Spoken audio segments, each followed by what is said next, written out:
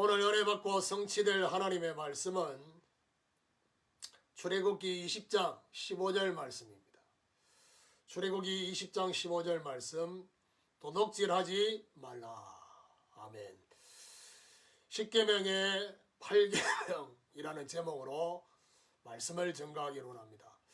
10계명의 7계명은 간음하지 말라, 부부를 넘어서지 마라, 하나님이 주신 성에 대한 의미를 회복해라, 참된 사랑을 회복해야 할 것을 말씀하고 있고, 하나님이 만들어주신 가정을 지키는, 그걸 위해서 여러 가지 대화를, 언어의 대화, 감정의 대화, 그리고 몸의 대화를 해야 될 것이다 라는 말씀을 했습니다.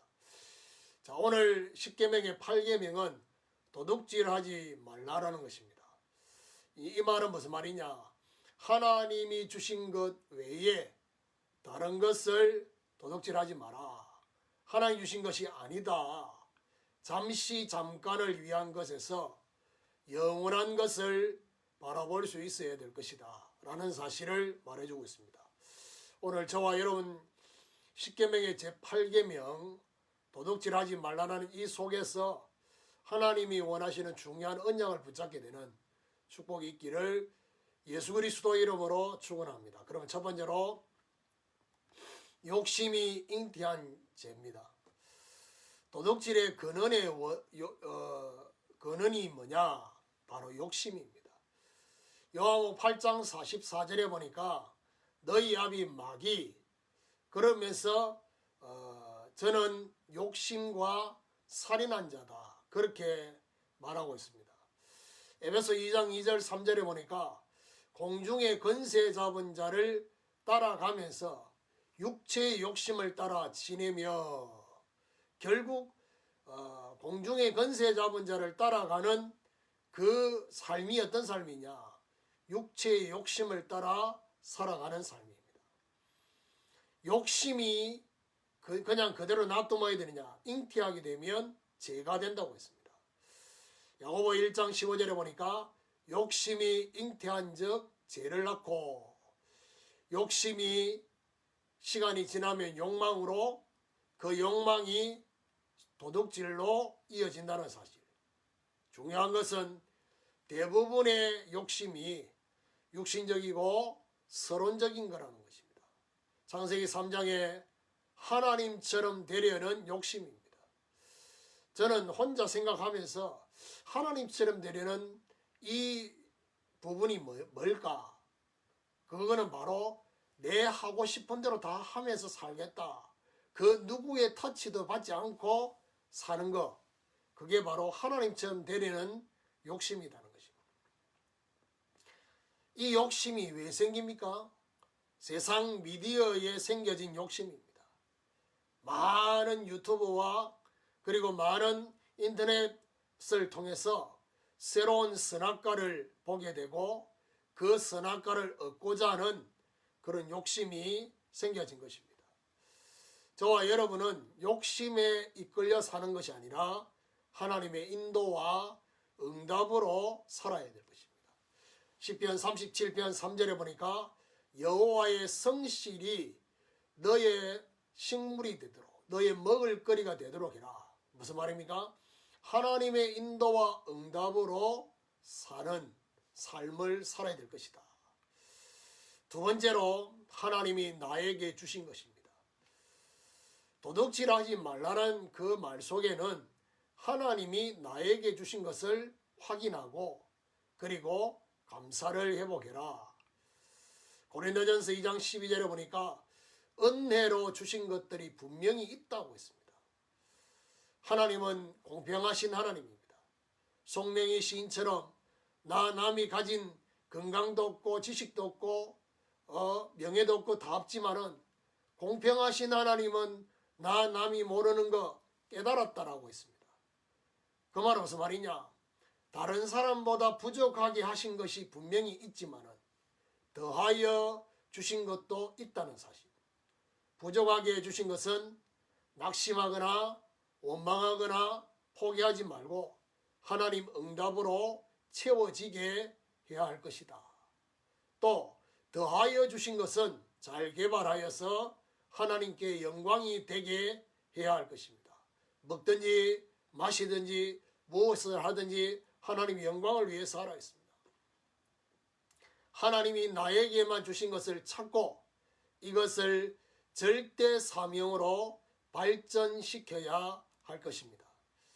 세 번째로 도둑질하지 말라는 이 속에 우리가 발견해야 될 비밀이 바로 훔치지 말고 빌려야 할 것입니다. 남의 것을 훔치지 말고 빌리라는 것입니다. 열왕기하 4장 1절에 7절에 보니까 가부에게 이웃집에 가서 그릇을 빌리라 했습니다. 이거는 물질을 빌리란 말이 아니라 그릇을 빌리라. 어떤 그릇입니까? 하나님 앞에서의 중심을 빌리라. 사도행전 13장에 보니까 이새의 아들 다윗을 보니 내 마음에 합하다 했습니다. 저와 여러분 정말 다른 사람을 쳐다보면서 하나님 앞에서 살아야 되겠구나 라는 그 중심의 거울. 고린도전서 10장 11절에 보니까 하나님의 말씀 속에서 저와 여러분 그 말씀이 우리의 거울이 되도록. 그럼 뭐야 됩니까? 저와 여러분 날마다 우리의 중심이 새롭게 되는 거죠. 그리고 뭘 빌려야 되느냐? 성공자의 마인드를 빌려야 되는 것입니다. 성공자의 마인드. 이 말은 세상적으로 뭔가 중요한 일을 이루고 하는 이런 성공자를 말하는 게 아닙니다. 궁극적으로 성공자는 자신을 넘어서서 전체를 유익되게 하는 마인드를 말합니다. 이걸 가져야 되는 것이고, 그리고 성공자의 습관을 빌려야 하는 것입니다. 성공하는 사람들의 특징이 뭐냐? 모든 일에 다 집중하지 않습니다. 선택적 집중. 무슨 말입니까? 중요한 것과 필요한 것의 우선순위를 구분하는 것입니다. 그리고 이거 지속되게 하는 것입니다. 그래서 결국 하나님 앞에서 성공자의 마인드와 습관을 빌려서 결국 나의 것으로 소유하는 기도와 갱신이 필요합니다. 디모데후서 2장 20절 21절에 하나님이 선한 일에 서시도록 깨끗한 그릇으로 그렇게 준비되어지는, 그러면 결국 하나님이 서시는 데 채워지는 그런 그릇이 될 것입니다. 결론입니다.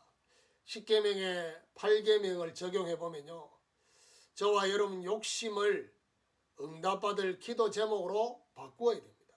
하나님께 맡기고, 그러면서 하나님이 나에게 주신 것, 은혜로 주신 것을 확인하고 감사해야 될 것입니다.